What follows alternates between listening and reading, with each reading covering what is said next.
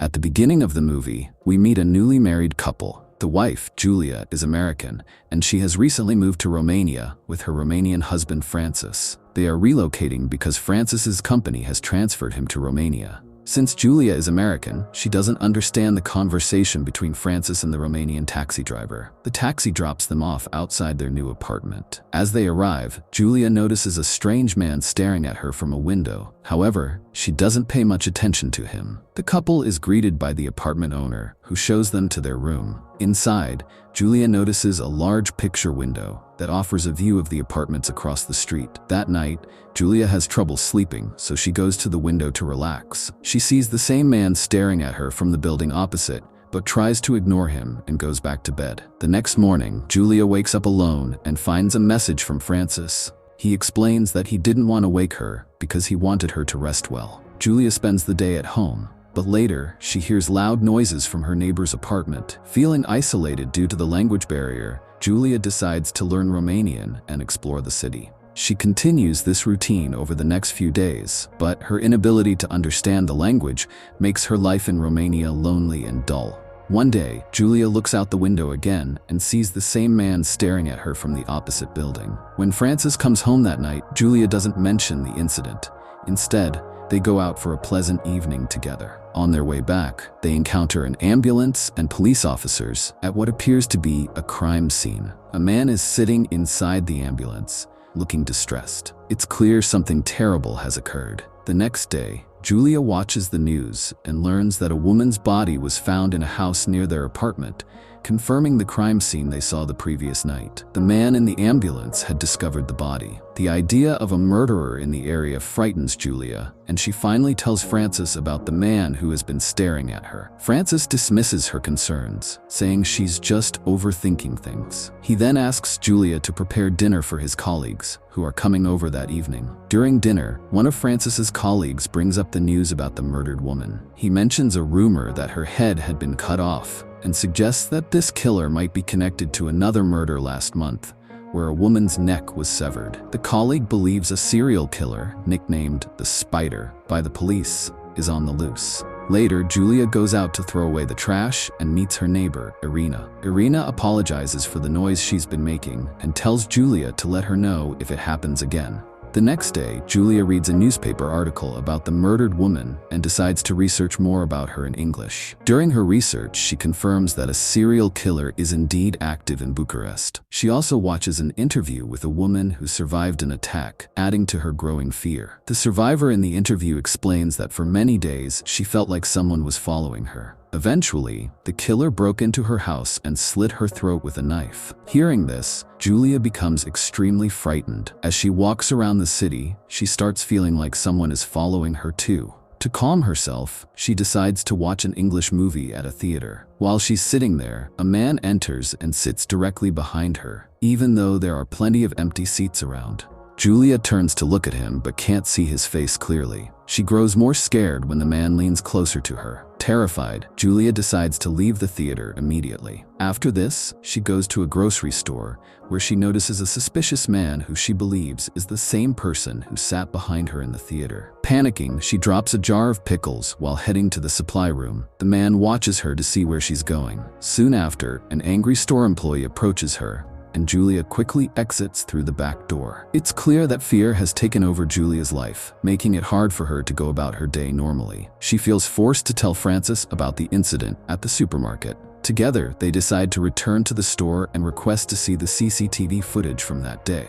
While reviewing the footage, Julia takes a picture of the suspicious man. However, Francis doesn't believe Julia was being followed. He thinks it's just a misunderstanding and suggests the man was only looking at her because she was looking at him. Julia's anxiety continues to grow, and she spends her days in the apartment, terrified of encountering the suspicious man again. One night, she hears loud knocking at her door, which frightens her even more. When she cautiously opens the door, she finds an elderly Romanian woman asking for help. Julia doesn't understand her because of the language barrier. Her neighbor, Irina, comes over and translates, explaining that the old woman's cat is missing and she's asking for help to find it. After Irina agrees to help the woman, she invites Julia to her apartment for drinks. While they're having a pleasant conversation, They suddenly hear the voice of Irina's angry ex-boyfriend, who is banging on the door and shouting in Romanian.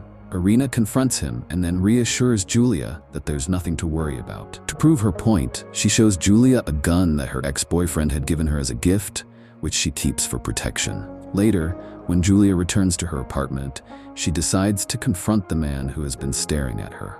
She wants to find out if he is really watching her or if she's just being overly anxious. She notices that the man is still standing in the window, so she waves at him. To her shock, he waves back in a strange and unsettling way, which frightens her even more. When Francis comes home, Julia tells him about the incident and insists that he call the police. She is convinced that the man in the window is the same person who followed her at the supermarket. Both Francis and the police officer are skeptical of Julia's concerns but agree to look into the matter. They go to the building across the street to speak with the man. However, Francis returns empty-handed, because the police explain that the man hasn't broken any laws, so there's nothing they can do. The officer also suggests that even if it's the same man, it's not unusual for someone to shop at the same store, and Julia might be overreacting. Frustrated by Francis's dismissive attitude, Julia gets into an argument with him. During their heated discussion, she realizes how lonely, restless, and unsafe she feels in this foreign country. The next day, Julia encounters the same frightening man again in the city. This time, she decides to follow him. She trails him to an underground club where she sees him working as a cleaner. To her surprise, she also spots Irina, her neighbor, working there as a performer. Irina takes a moment to explain to Julia what's going on,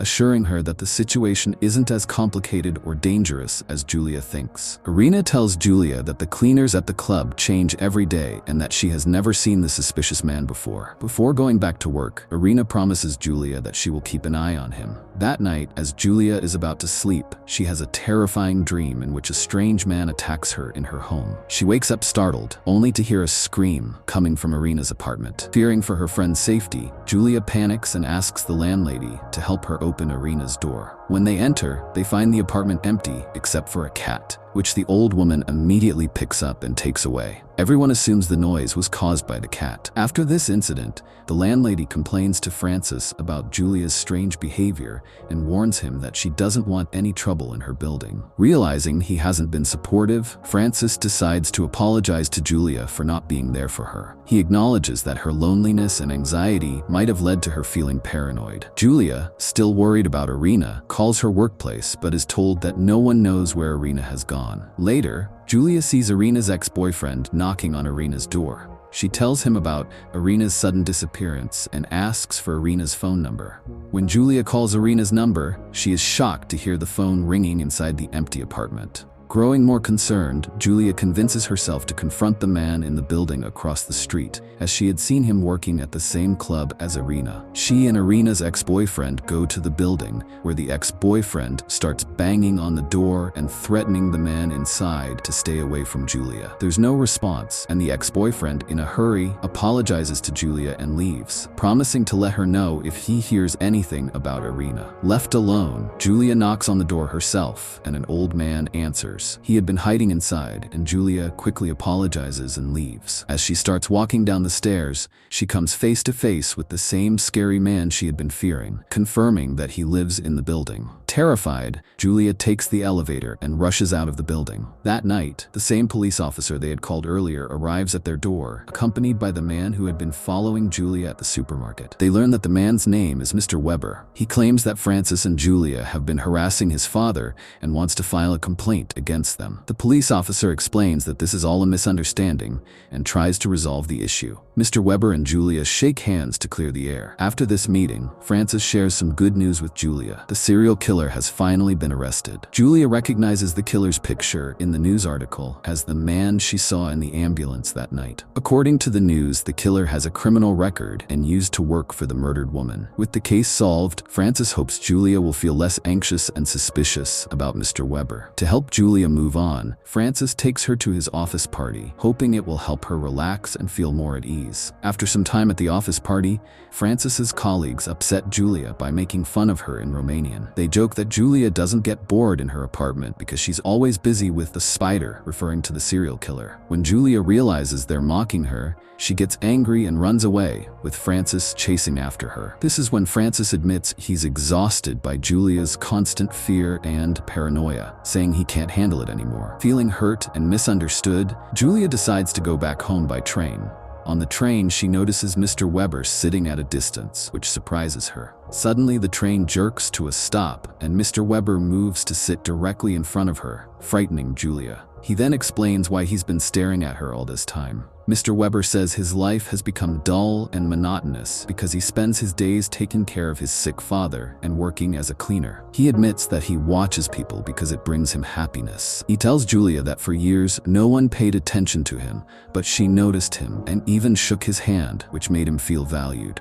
Now, he wants to befriend her. While he's talking, Julia notices a suspicious plastic bag next to him. Feeling uneasy, she apologizes and quickly leaves the train, heading straight home. When Julia returns, she starts packing her belongings, tired of Francis doubting her and feeling disconnected from her life. However, she pauses when she hears music coming from Irina's apartment. She checks and finds Irina's door open. Inside, she is horrified to discover Irina's severed head. Before she can react, Mr. Weber attacks her from behind. When Julia regains consciousness, Mr. Weber reveals the truth, confirming all her fears. He admits that he killed Irina and hid her body in the closet when Julia and the landlady had come looking for her days ago. As they talk, they hear noises from the other side of the door, indicating that Francis has returned home. Julia tries to scream for help, but Weber slits her throat to silence her. Julia collapses, bleeding on the floor, and tries to reach for Irina's gun, but loses consciousness before she can grab it. While Julia lies unconscious, Mr. Weber sits beside her, waiting for her to stop breathing. Meanwhile, Francis tries to call Julia